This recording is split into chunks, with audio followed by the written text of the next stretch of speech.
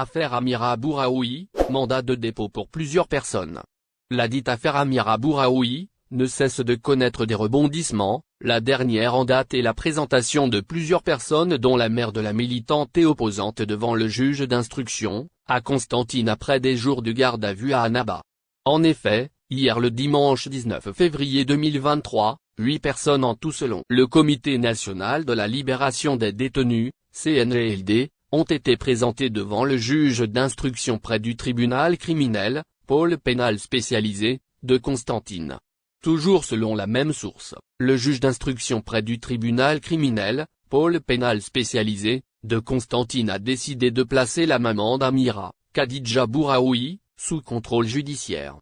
Alors que ce même juge d'instruction a décidé de placer le journaliste et rédacteur en chef du journal Le Provincial Mustapha Benjama, le cousin germain d'Amira Bouraoui, Kamel Benteib, mais aussi le journaliste et chercheur Raouf Farah et son père ainsi qu'un brigadier de la police des frontières, PAF, sous mandat de dépôt. D'après le CNLD, aucune nouvelle n'a filtré encore sur les autres personnes arrêtées dans le même dossier et qui ont été présentées aujourd'hui devant la même juridiction. Le chauffeur de taxi qui aurait conduit la militante Amira Bouraoui à Tunis, de l'activiste Sofiane Berkane, et d'un travailleur de la société Asmid Al-Danaba, Montahab. Quelles ont été les durées des gardes à vue des personnes arrêtées dans cette affaire? Il est à rappeler que le samedi 11 février 2023, la mère et la sœur d'Amira Bouraoui ont été arrêtées à Alger. Le lendemain, les services de la gendarmerie ont procédé à la perquisition du domicile familial, Siawed Roman. Après plusieurs heures, Wafa Bouraoui a été libéré vers 5 heures du matin, tandis que sa mère Khadija Bouraoui, âgée de plus de 70 et malade, a été transférée par route vers la gendarmerie de la wilaya de Annaba. Pour Mustapha Benjama, journaliste et rédacteur en chef du journal Le Provincial, il était retenu en garde à vue dans les locaux de la gendarmerie d'Al-Atab, à Annaba, depuis le 8 février 2023. Et Yassine Benteib a été arrêté 2 jours après. Alors que le journaliste universitaire et chercheur, Raouf Farah, il a été arrêté le mardi 14 février 2023 chez lui, à son domicile familial, situé à Annaba, par les éléments de la gendarmerie nationale. Son père et sa mère ont été interpellés également puis relâchés, en confisquant leur téléphone. Raouf Farah travaille également en tant qu'analyste senior pour la Global Initiative, un centre de réflexion mondial sur le crime organisé.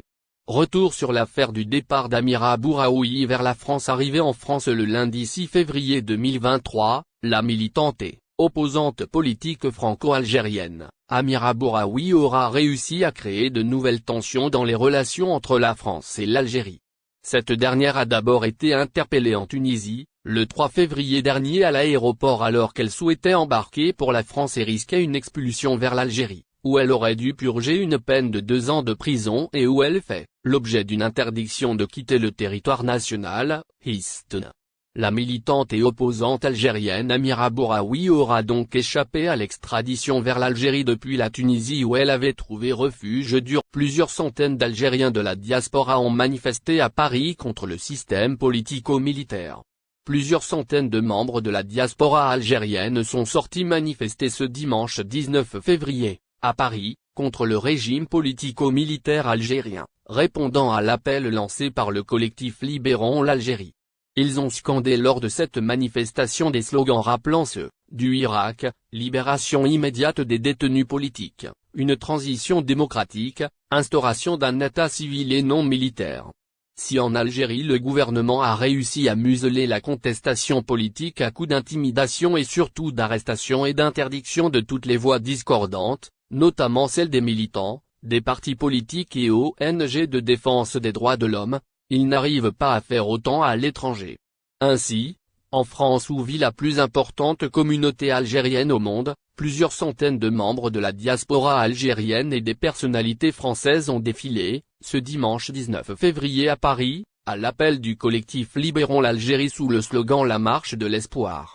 Parmi les manifestants, figuraient des membres de la diaspora, des amis de l'Algérie, des journalistes, des hommes politiques. Lors de cette marche, partie de la place de la République vers celle de la Bastille, tout un symbole, les manifestants ont scandé des slogans pour réclamer, Entre autres, la libération immédiate de tous les détenus d'opinion, une transition démocratique en dehors du système en place, l'instauration d'un État civil et non militaire. Ils ont aussi demandé la dissolution de la police politique, le démantèlement des circuits informels de l'économie rentière. Autant de slogans hostiles au régime en place et qui rappellent ceux du Irak qui fêtera son 4e anniversaire dans quelques jours, le 22 février plus exactement. Les manifestants ont ainsi rallumé la flamme du Irak, ce mouvement de contestation populaire, pacifique qui a mis à terre le régime de Bouteflika. Seulement, si les hommes ont changé avec le départ de l'ancien régime, le système militaro-politique est, lui, resté en place. Pire, la répression a même gagné du terrain. Désormais, toutes les voix discordantes sont interdites et les militants anti-régime emprisonnés. Ainsi, les arrestations d'hommes de médias se sont multipliées ces derniers mois. Issane El Kadi, patron de la station algérienne Radio M et du site d'information Maghreb Merge, Mustapha Benjama, du journal Le Provincial, basé à Annaba. Selon le journal Le Monde, 300 prisonniers d'opinion croupissent dans les prisons algériennes, certains depuis 3 ans, sans le moindre procès. La situation des droits de l'homme est si préoccupante que même les opposants les plus tenaces ont fini par jeter l'éponge, comme ce fut le cas de l'activiste et militant Raïd Nekaz. Les autorités ne se sont pas limitées à arrêter des militants et opposants. Elles ont aussi fini par faire quitter le pays au vice-président de la Ligue algérienne pour la défense des droits de l'homme, l'AD, Saïd Sali, avant de dissoudre l'ONG le 20 janvier dernier.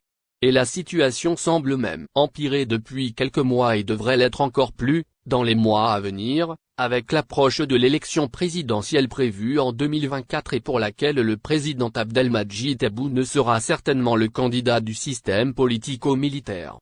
Et plus cette date fatidique approche, plus le régime va accroître sa politique répressive pour éliminer les candidats potentiels et tous ceux qui gêneraient la bonne marche vers un second mandat pour Tebboune. Or, les Algériens savent que le changement ne viendra pas de ce système verrouillé par les généraux. D'où les slogans appelant à une transition démocratique en dehors du système algérien. De France peut-on voyager avec une attestation de demande de titre de séjour, la préfecture précise. La communauté algérienne en France ne cesse de croître d'année en année, et les motifs de leur installation en France sont multiples, tels que les études, le regroupement familial ou encore l'activité commerciale. Cependant, l'obtention du titre de séjour pour les Algériens en France n'est pas une simple formalité, mais nécessite un long processus administratif, qui passe d'abord par l'octroi d'une attestation de demande de titre de séjour. Une question qui revient souvent chez les demandeurs de titre de séjour en France, est la possibilité de voyager en Algérie avec une attestation de demande de titre de séjour, sans risquer d'être refoulé à son retour en France. En effet, il est compréhensible de craindre de ne pas pouvoir prendre l'avion de retour tant que le titre de séjour n'a pas été obtenu. La réponse à cette question est donnée par une préfecture française qui précise dans un mail adressé à un Algérien demandeur de titre de séjour, que l'attestation de décision favorable permet de voyager comme indiqué sur le document.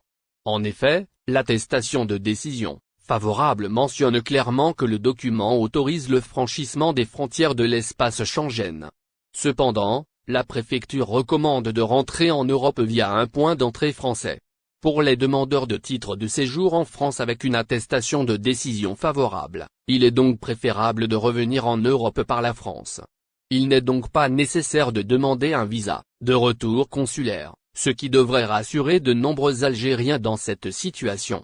Cette réponse claire de la préfecture française devrait être utile pour les demandeurs de titre de séjour en France qui doivent se rendre en Algérie pour des raisons familiales ou pour toute autre urgence.